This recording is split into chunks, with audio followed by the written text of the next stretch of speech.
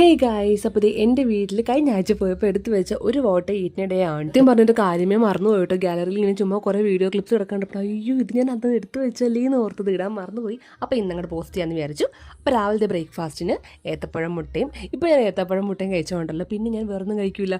അമ്മയാണെങ്കിൽ ഇടിയപ്പം കടലക്കറിയൊക്കെ ഉണ്ടാക്കി വെച്ചിട്ടുണ്ട്. പണ്ടാണെങ്കിൽ ഏത്തപ്പഴം മുട്ടയും കഴിച്ചാൽ പോലും നമ്മൾ പിന്നെ ബാക്കി ഒരു മണിക്കൂർ കഴിയുമ്പോൾ എന്തെങ്കിലുമൊക്കെ നമ്മുടെ ബ്രേക്ക്ഫാസ്റ്റ് ശരിക്കുള്ള ബ്രേക്ക്ഫാസ്റ്റ് കഴിക്കും.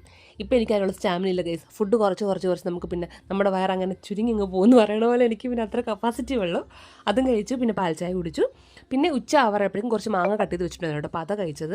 പിന്നെ നമുക്കൊരു ഷൂട്ടുണ്ടായിരുന്നു, കഴിഞ്ഞ ആഴ്ച ഒരു ഓണം ഷൂട്ടുണ്ടായിരുന്നല്ലോ. അപ്പോൾ ആ ഷൂട്ടിനൊക്കെ പോയിട്ട് വന്നിട്ട് വീട്ടിൽ വന്ന് നല്ല വിഭവസമൃദ്ധമായിട്ട് ചോറ് കഴിച്ചു. രാവിലെ ബ്രേക്ക്ഫാസ്റ്റ് കഴിക്കാത്തതിൻ്റെ ക്ഷീണം കൂടി ഇപ്പോഴങ്ങ് മാറ്റിയിട്ടുണ്ട്.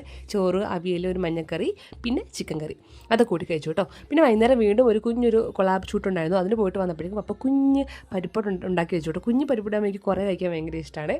അപ്പോൾ ആ കുഞ്ഞ് പരിപ്പോടെ പിന്നെ ഞങ്ങൾ പോയിട്ട് വന്നപ്പോൾ നോറൂൾസിൻ്റെ ബിങ്കോൻ്റെ ഒരു കേൾസ് ചീസിൻ്റെ ഒരു ലേസ് പോലെ സംഭവം, അപ്പോൾ അത് വാങ്ങിച്ചു, അതും കഴിച്ചു. പിന്നെ നമ്മുടെ പാൽച്ചായ അത് കുടിച്ചു കേട്ടോ. വൈകിട്ട് ലൈറ്റായിട്ടാണ് ഫുഡ് കഴിച്ചത്. കഞ്ഞി പയർ എൻ്റെ ഫേവറേറ്റിലൊന്നാണ് കേട്ടോ. കഞ്ഞിയും പയറും കഴിച്ചു. ദേട്ട അടുത്ത് കഴിക്കുന്നുണ്ട്.